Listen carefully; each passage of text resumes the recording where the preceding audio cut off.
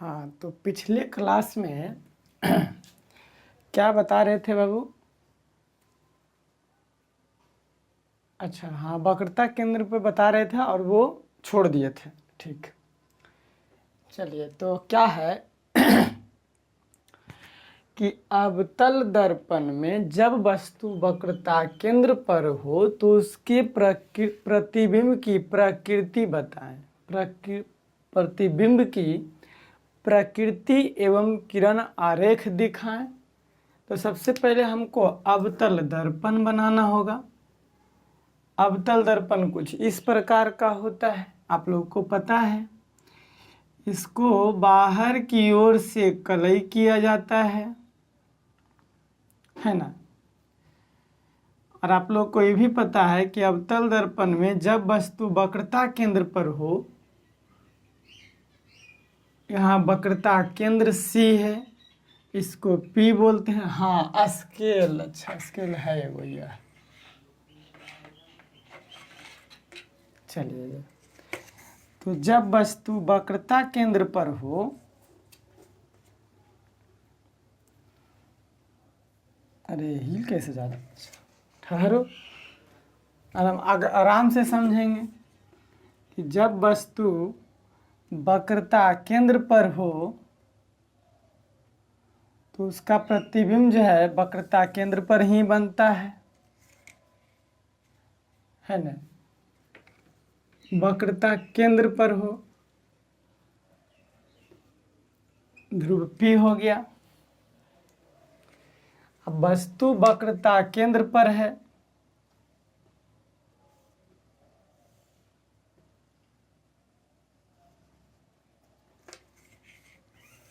तो हम लोग पढ़े हैं प्रकाश के परावर्तन के 3 नियम गोलीय दर्पण में।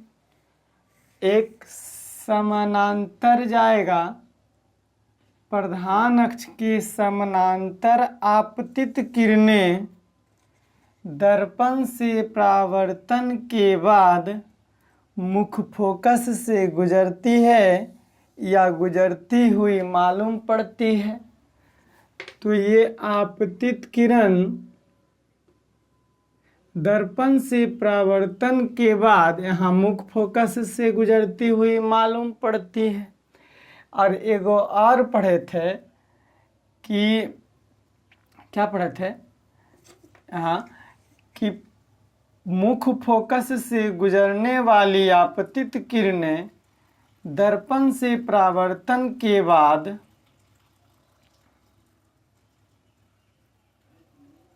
है ना, दर्पण से परावर्तन के बाद प्रधान अक्ष के समानांतर मुड़ जाती है। प्रधान अक्ष के समानांतर मुड़ गई। देखिए, यहाँ कटा, तो जहाँ कटता है वहाँ प्रतिबिंब बनता है, उल्टा बना। तो ये आपतित किरण मुख्य फोकस से गुजारे तो ये प्रधान अक्ष के समानांतर घूम गया, प्रधान अक्ष के समानांतर घूम गया। अब कहिएगा सर कभी ई लाइन लेते हैं कभी, तो परावर्तन के 3 नियम में से कोनो 2 नियम या तीनों नियम आप फॉलो करा सकते हैं, दिक्कत नहीं होगा। तो ऐसे कोनो 2 किरण लेकर के आप बना सकते हैं फिगर। समझ में आ रहा होगा बात? तो देखिए, पहला क्या किए, प्रधान अक्ष के समानांतर आपतित किरणें दर्पण से परावर्तन के बाद मुख्य फोकस से गुजरा। और दूसरा, यदि तीसरा प्रकाश का परावर्तन के तीसरा नियम था कि यदि प्रकाश मुख्य फोकस से आपतित किरणें दर्पण से परावर्तन के बाद प्रधान अक्ष के समानांतर लौट जाती, तो समानांतर लौटा तो यहाँ कटती हुई मालूम पड़ती है। कटती हुई मालूम पड़ती तो ये जहाँ कटती है वहाँ प्रतिबिंब बनता है ना। तो इसका आंसर क्या हो जाएगा? देखिए, आज स्केल था, एकदम आराम से फिगर बन गया। बन गया कि नहीं बन गया? ऐसे दिक्कत हो रहा था फिगर बनाने में। तो ये वस्तु हो जाएगा हमारा, ये वस्तु है और इधर नीचे प्रतिबिंब है नीचे प्रतिबिंब है, ये वस्तु, ये प्रतिबिंब, अवतल दर्पण, ये अवतल दर्पण तो इसका आंसर पहले लिखेंगे, बाद में सत्यापन करेंगे। पहले इसका उत्तर क्या लिख देंगे कि अवतल दर्पण में, अवतल दर्पण में जब वस्तु वक्रता केंद्र पर हो, वक्रता केंद्र पर हो तो उसके प्रतिबिंब,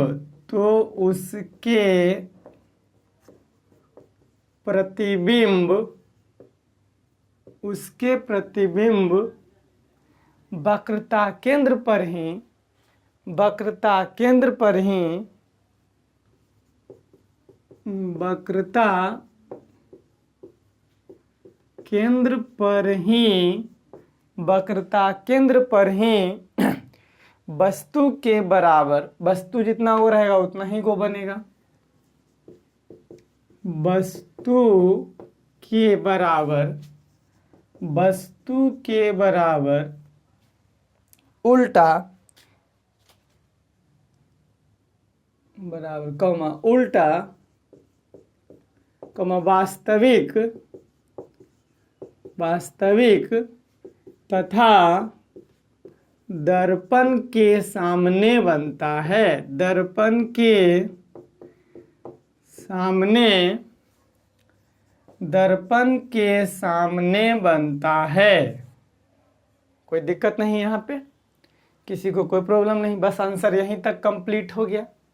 एग्ज़ाम तक, एग्ज़ाम के लिए एग्ज़ाम में पूछेगा यदि तो इतना फिगर और आंसर कर देंगे, आपका एक भी नंबर नहीं कटेगा। लेकिन इसको सत्यापित करना कैसे है वो भी चलिए समझाते हैं। इसको नोट कीजिए और इसको हम आगे समझाते हैं। चलिए इसको सत्यापन करेंगे कैसे, समझिए।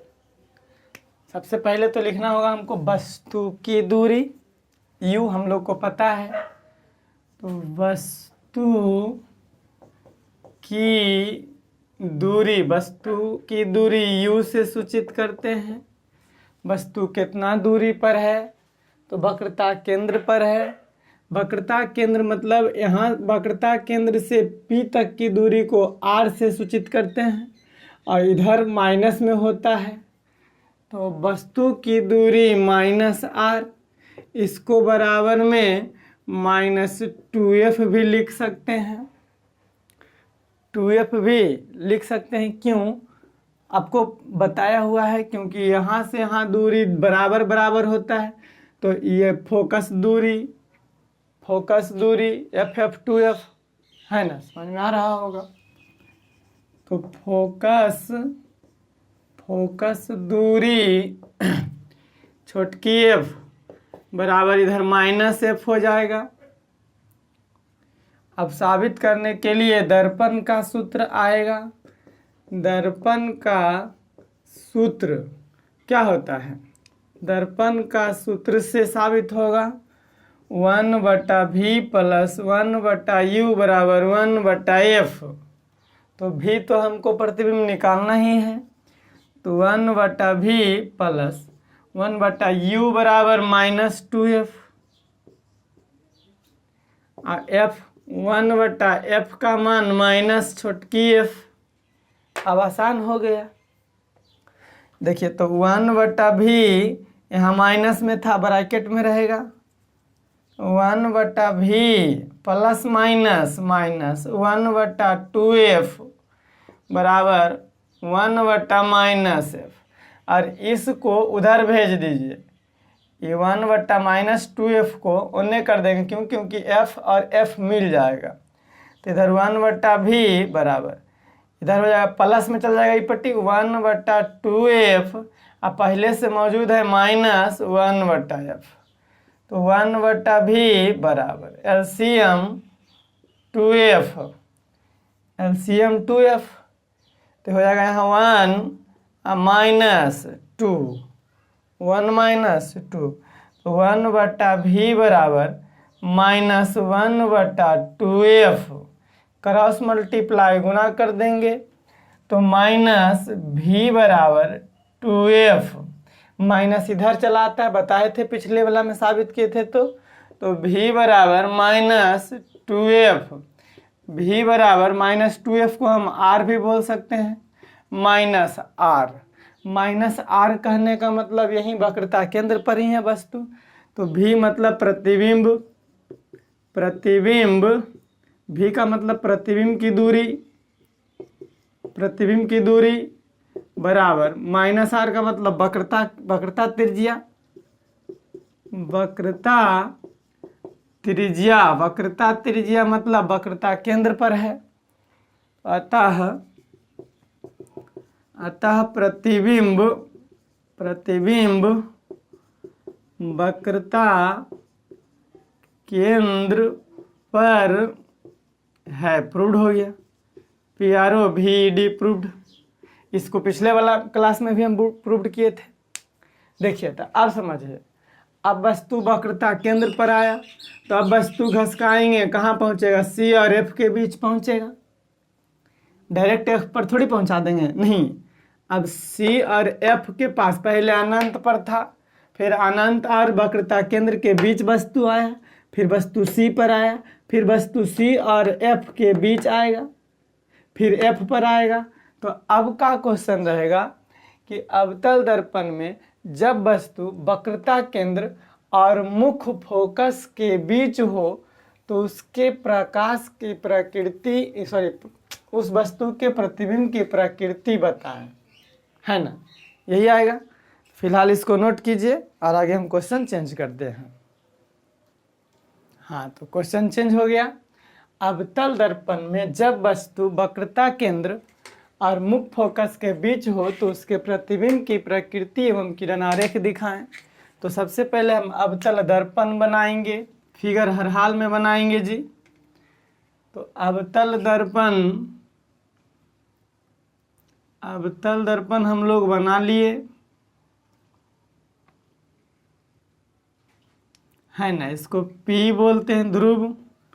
दर्पण जिस खोखले गोले का भाग होता है उस खोखले गोले के केंद्र को दर्पण के वक्रता केंद्र कहते हैं, और ध्रुव तथा वक्रता केंद्र से मिलाने वाली रेखाखंड को हील जाता है।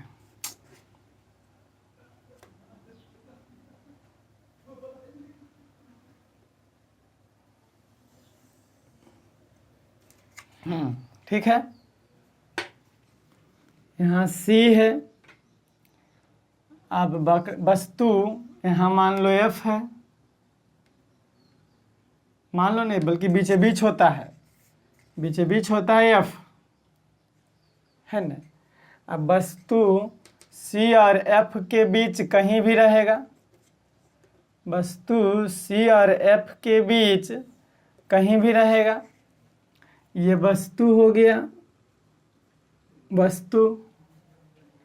अब प्रधान अक्ष के समानांतर आपतित किरणें दर्पण से परावर्तन के बाद मुख्य फोकस से गुजरती है या गुजरती हुई मालूम पड़ती है। यहाँ तो गुजरेगा क्योंकि अवतल दर्पण है। हाँ, बिना कैप रख ले फिगर शुद्ध नहीं बनेगा।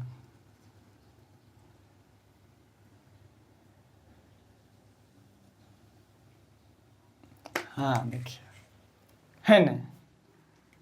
तो ये प्रधान अक्ष के समानांतर आपतित किरणें दर्पण से परावर्तन के बाद मुख्य फोकस से गुजरती है। और एगो बताए कि मुख्य फोकस से गुजरने वाली आपतित किरणें दर्पण से परावर्तन के बाद प्रधान अक्ष के समानांतर मुड़ जाती है। दर्पण से देखिए, प्रधान अक्ष के समानांतर हो जाएगा, ही है समानांतर। देखिए, बड़ा समस्या हो जाता है। चलिए, प्रधान अक्ष के समानांतर मुड़ी, देखिए जहां कटता है वहां प्रतिबिंब बनता है। प्रतिबिंब यहाँ बन गया वस्तु का, इसको और बढ़ा लेंगे आगे।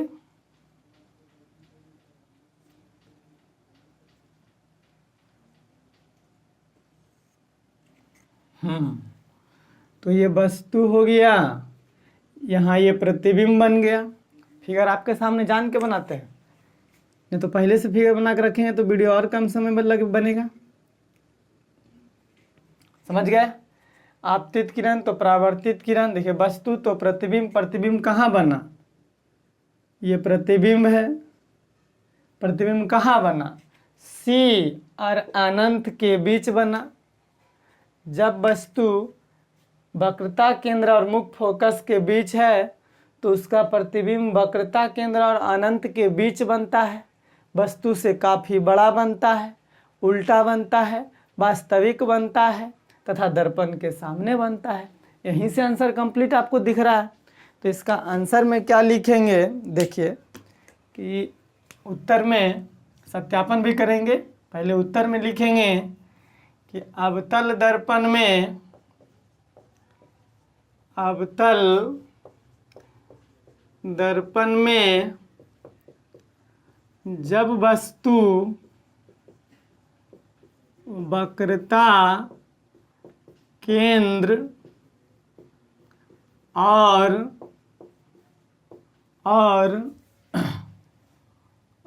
मुख्य फोकस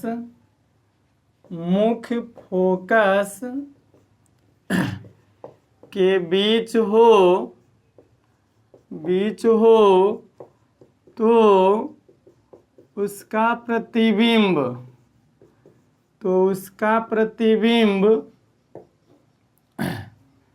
वक्रता केंद्र और अनंत के बीच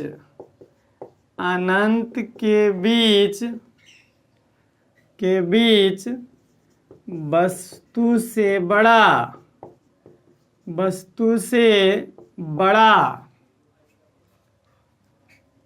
उल्टा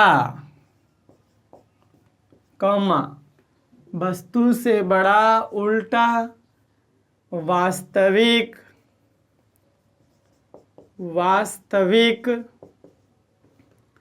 तथा दर्पण के सामने बनता है, दर्पण के सामने बनता है।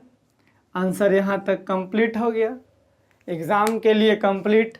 अब हम लोग सत्यापन करेंगे, थोड़ा सा समझेंगे कि कैसे इसको बनाएंगे। देखिए इसमें वस्तु बीच में है तो बीच में तो ढूंढेंगे नहीं, वस्तु वक्रता केंद्र पे ढूंढेंगे और मुख्य फोकस पे ढूंढेंगे। तो प्रतिबिंब जिस पे नहीं बनेगा बीच पे बनेगा। एक वैसा क्वेश्चन बीच वाला बनाए हैं, समझ में आया ही होगा आपको।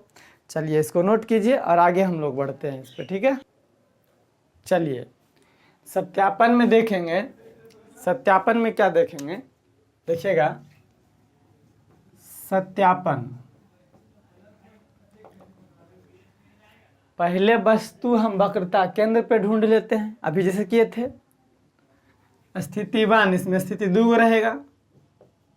स्थिति फर्स्ट, जब वस्तु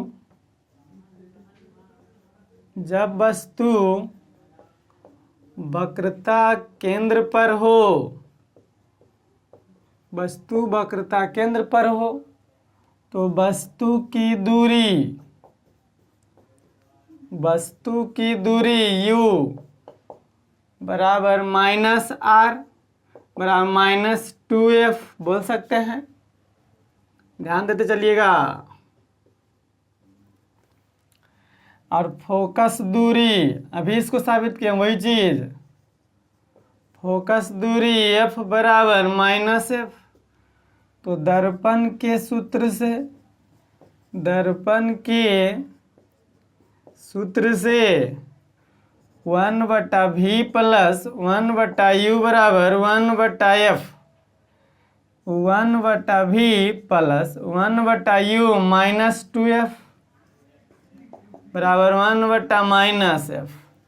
तो 1/v प्लस माइनस 1/2f बराबर 1/-f।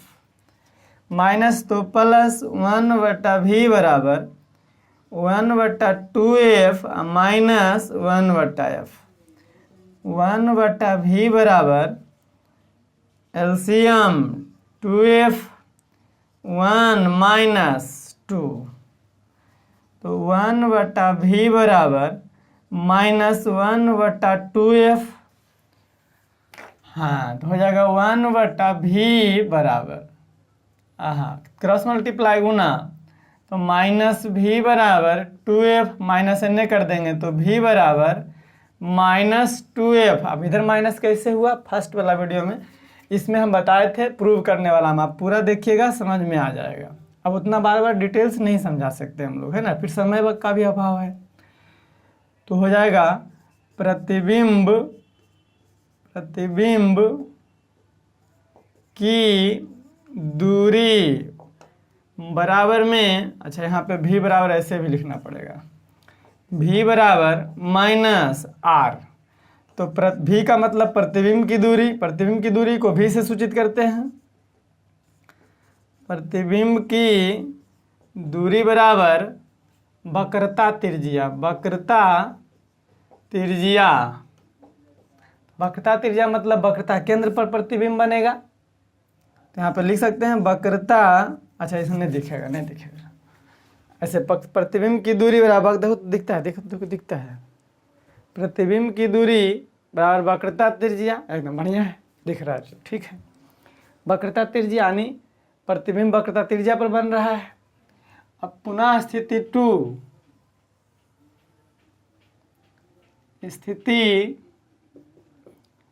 स्थिति सेकेंड, तो जब वस्तु मुख्य फोकस पर हो, न्यूनतम मुख्य फोकस पर हो, जब वस्तु मुख्य फोकस पर हो तो वस्तु की दूरी u बराबर -f, और प्रतिबिंब की दूरी, सॉरी प्रतिबिंब तो निकालना है, फोकस दूरी f बराबर -f। दर्पण के सूत्र से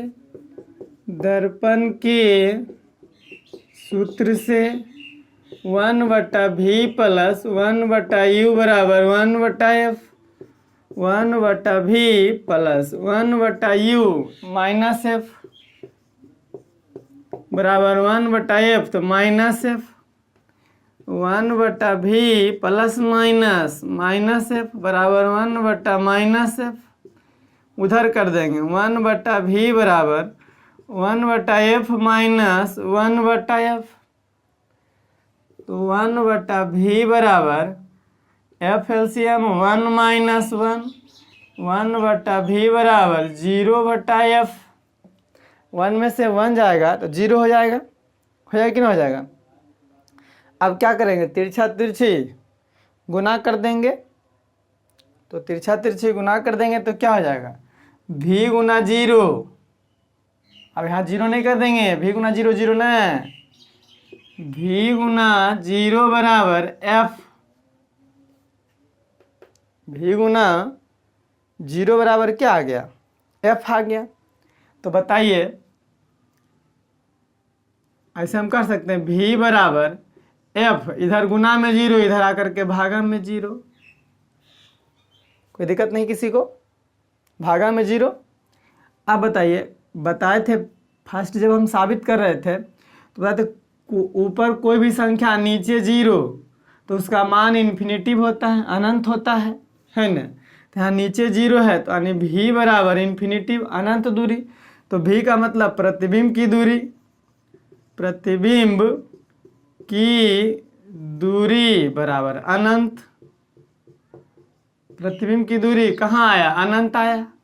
इसमें 2 केस आया कि अधिकतम जब वस्तु C पर था तो प्रतिबिंब C पर ही बना, अब वस्तु F पर था तो अनंत पर गया, तो वस्तु ना तो C पर है ना तो F पर है, बीच में है, तो प्रतिबिंब भी ना तो C पर बनेगा ना ही अनंत पर, दोनों के बीच में बनेगा। तो कह सकते हैं ना, अतः प्रतिबिंब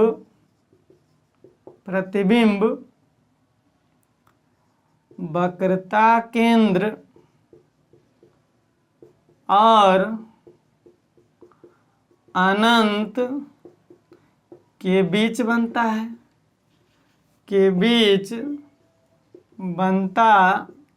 वस्तु से बड़ा बनता है, उल्टा बनता है, ये बता ही दिए हैं, ये तो प्रूव्ड किए हम, PROVD प्रूव्ड हो गया कि नहीं हो गया। बात समझ में आ रहा होगा, जिनको मैथ में दिक्कत नहीं होगा समझ में आ रहा होगा, और जिनको दिक्कत हो रहा होगा ना कोई बात नहीं, एक दो बार देखिए, बाकी हम तो आपके पास है नहीं कि समझा दे क्या परेशानी आ रहा है, क्या दिक्कत आ रहा है, हम तो देख नहीं पा रहे हैं आप लोगों को, लेकिन उम्मीद करते हैं समझ में आ ही रहा होगा, और नहीं आ रहा होगा तो इसके लिए क्षमा चाहेंगे, और आप कमेंट कीजिएगा फिर हम समझाएंगे इसको, कोई दिक्कत नहीं ना। चलिए अब आगे बढ़ते हैं। अब वस्तु कहाँ पहुँचेगा, मुख्य फोकस पर पहुँचेगा, तो अभी हम लोग साबित कर दिए कि मुख्य फोकस पर होगा तो प्रतिबिंब अनंत पर बनेगा। भाई जब वस्तु मुख्य फोकस पर हो तो उसका प्रतिबिंब अनंत पर आया। खैर उसको भी फोटो के साथ बना लेते हैं हम लोग, इसको नोट कीजिए। चलिए देखिए, क्वेश्चन चेंज हो गया कि अवतल दर्पण में जब वस्तु मुख्य फोकस पर हो तो उसका प्रतिबिंब की प्रकृति एवं किरण आरेख बताएं। अवतल दर्पण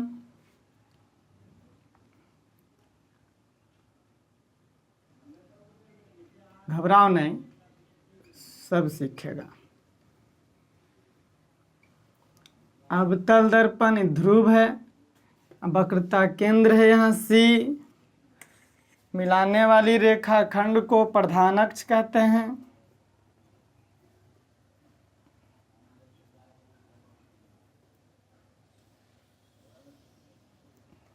है ना।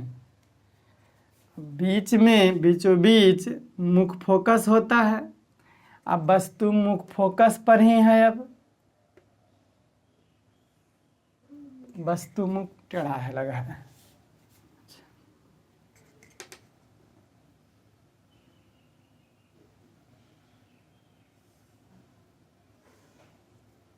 वस्तु मुख्य फोकस पर हो तो नियम हम लोग पढ़े हैं कि प्रधान अक्ष के समानांतर आपतित किरणें दर्पण से परावर्तन के बाद मुख्य फोकस से गुजरती है,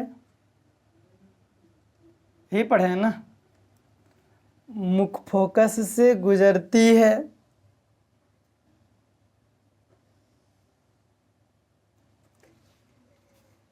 मुख्य फोकस से, इसको और लंबा थोड़ा सा बना देते हैं इसको, क्योंकि अभी समझाना है, इसको अनंत पर ले जाना है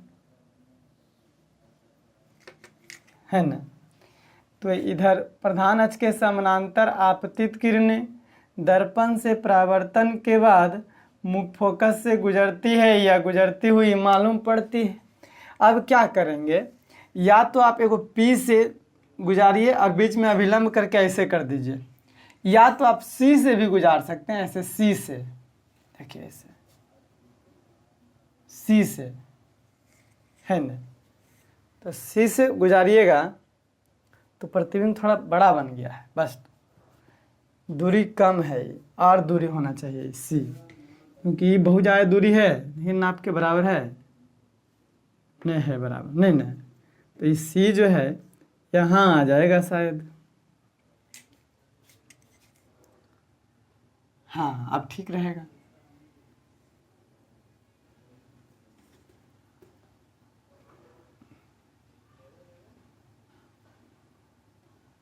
C से, या आप ऐसे P से भी गुजार सकते हैं, ऐसे देखिए P से ऐसे बना सकते हैं, देखिए तो हम C से ही गुजार देते हैं, या फिर P, जैसे मर्जी।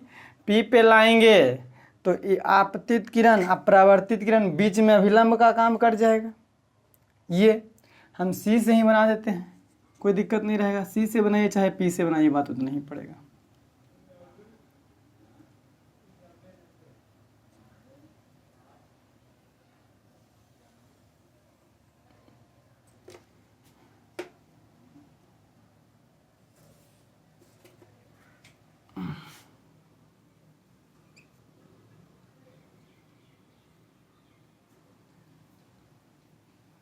सी से गुजारे, तो हमको पता है कि सी से आपतित किरण तो परावर्तित भी वही वक्रता केंद्र पर उसी से जाएगा, उसी से लौट आएगा।